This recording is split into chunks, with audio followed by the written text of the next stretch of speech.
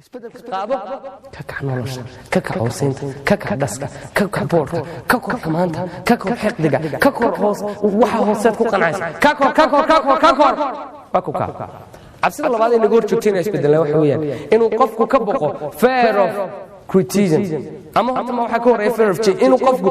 ka boqoba fear of failure inuu qofku ka boqo inuu fashilmo oo qofku aad uga cabsado inuu waxaan isku dayin dhiifkiisa iyo kadeedkiisa halkiisu inuu ku fashilmo oo ku baadilmo oo hadhow natiijadii cidhibta ka soo kordhaysa ay noqoto midaan caqiibo lahayn oo mar walba qofku ka boqo armaad ku fashilanta oo fashil ka baqaana what's holding us back waxa dib inooga xajinaynaan halkaan rabno gaadhno weeyaan marka ha ka baqin guuldarradu waa shaarkan oo xidhatay oo la dhaqaaqo suuqa la tagto kuu soo dhidido ku soo dhidido isku wabay iska tuur marka aad shaqada tagaysid meesha rabtid tagaysid asxaabta la soo baashaalayso simple shaar kale cusub xidho haddana shaarkaasi ka isku wabinta ka cusub ma xidhateen ila shaarka hore xidhanteen marka isbeddelku waxa weeyaan failing tan ku dhac tan ku fashilan waan ku fashilmay ma laakiin aan fashilmay laakiin ma jiifsan dhulka waan ka cobkaas ka dhaqaajay horaan u dhaqaaq haddana waan ku fay haddana horaan u dhaqaaqay dadka had iyo jeer guusha gaadha ee adduunkan maanta taariikhoodii bayjeedka dahabiga ka gashay ma hadda dariiq ubax u yaallo dariiq toosan uu soo hay no maba dhacaysa nin guulaystay oo sheeko xumad iyo xanuun badan aanay soo marin aqbal markaa inaad fashilanto aqbal ku raalli ah inaad fashilanto markaad fashilantana ha isdigane ka kac أنا ما فشل من دي 10 بان كبرت هروغا دقاق ما فشل من دي 10 كلام كبرت ها warkaaga sida uu habeede marka waxa jirta ninkii loornay Albert ninkii Einstein ninkii waxaan jeedaa ikhtiraacay life iftiinka ayaa waxa dhacday intuuna leeyku u shidnin finally xaqi ugu dambeysay uu soo gaaray ayuu wariyay ayaa ku wareystay qolkii uu ku sameeyay leer markaas uu ku yiri صاحب سعودي صدق كله شهر بمركز قصوين كويك اللي بدبدين قارب يرها 9999 قارب يرها 99 times لكن this one أنا هيو حوالي 3000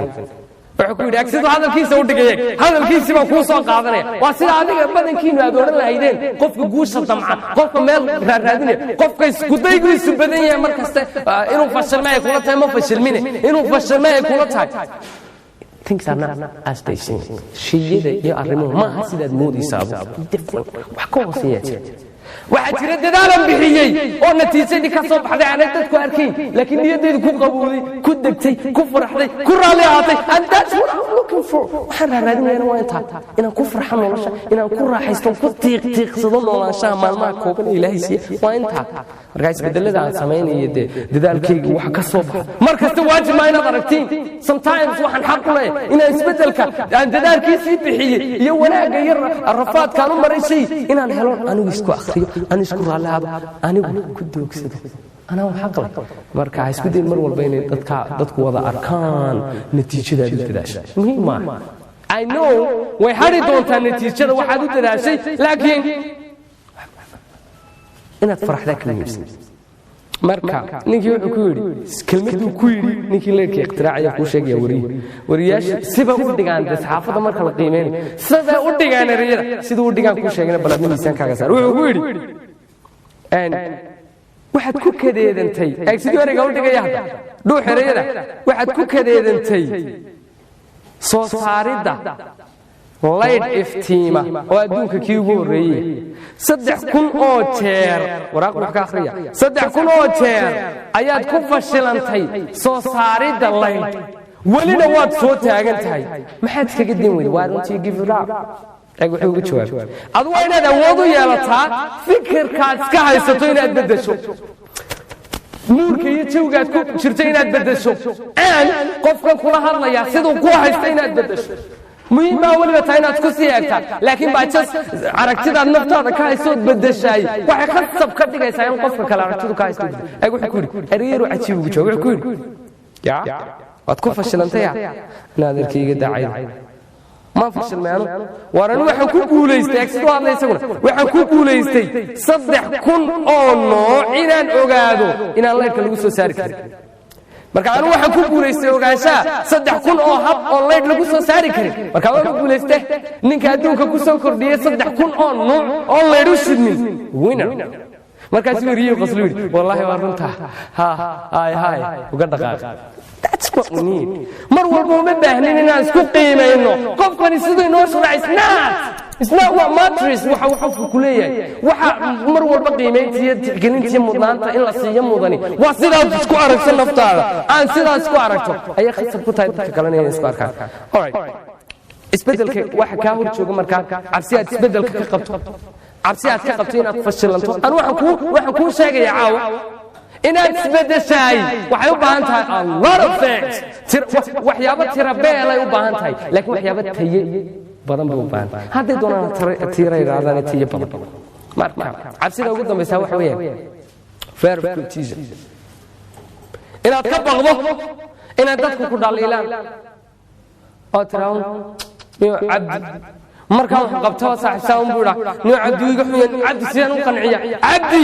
sidaan naftayda ugu qanciya cabdi sidoo waxaan qabanay uga raali noqda gabadhan caashiye aamine iyo xalwe iyo muumina siday igu farxaanay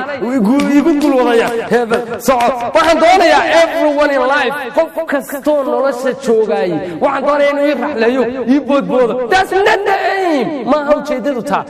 adu ujeedadaadu nooshay wax weyn xaqiijinta humuumtaada xaqiijinta iyo ka dhabsheega iyo helida waxa halka kuugu jira inaad gaadhood ididilooyinkii rajooyinka iyo himilooyinka maskaxdaada ka dhex kuuciyo helideeda ayaa ujeedada ugu weynaad adigu nooshay. marka haddii aanad ka korin isku qiimaynta indhaha dadka oo aad mar walba iska soo dhex daawato naftaydii oo tana aan ka soo dhex daawado naftii cabdi oo cabdi siduu i arkaan idhaaho definitely waxaan sheegay asaas iyo sees noloshaydu ay ku tisqaadi lahayd baan sheegay. ha ka dhex daawan naftaada indhaha dadka kale. dadku waxay ku yidhaahaan definitely maaha wax runa inta badan. criticismkii dhaliisha xagga dadka kaaga imanaysa qiimee oo adigu kala dooro oo kala shaandheeyo kala miir qaarku anfacayaa jira. waxaad qiimaysaa oo tixgelinii mudnaan siisaa dhaliisha kugu timiday adigu halkay kaaga timid qofkanay kaaga timiday backgroundkiisa iyo cv-giisa sidaa u yar eeg oo waxaad tidhaahdaa hebel horta dadaalad iyo halganadu nolosha ka jira ma ku guulaystay? ha wallahi wuu ku guulaystay. hebel imse himiluu lahaaba u xaqiiqsamay intuu lahaaba u xaqiiqsaday wuxuu ku nool yahay noloshuu ku riyoon jiray markuu yara. markaa ninkaas tixgelin buu mudan wuxuu mudan yahay in aan ka dhegaysto wuxuu leeyahay waayo isagu wuxuu gaadhay meeshuu rabay meeshan aan doonayo inaan gaadhuu gaadhay isagu. therefore criticismkiisa positive baan ka dhiganay nacam dhaliishuu keenay waxaan leeyahay it's helping me. markuu yidhaa maxamedow sidaa ka yardaa sidan samee thank you so much. waxaad u qaadataa taa oo kale inay ku sii riixaysay guushaada iyo xalkaad rabto iyo hankaagu xagguu taagan yahay iyo himiladaada iyo meeshaad ku riyootay inay kuu sii dhawaato kugu caawinay. haddii qofkan ku dhaliilaya dib u yareeg hadduu yahay hebel iyo heblaayo isla rafatay heblaayo PhD ku haysata ka waranka hablaha kale iyo magaalada arrimaha jira heblaayo PhD iyo arrimo waaweyn iyo waxa ku leeyahay xirfad durugsan u leh iyo khibrad aad u fog u leh inay dadka kale faaqido guulahooga dadka kale fashligooda ka sheekayso heblaayo therefore hebel iyo heblaayo ku takhasusay xagga xunun inay dadka ka eegaan guulahay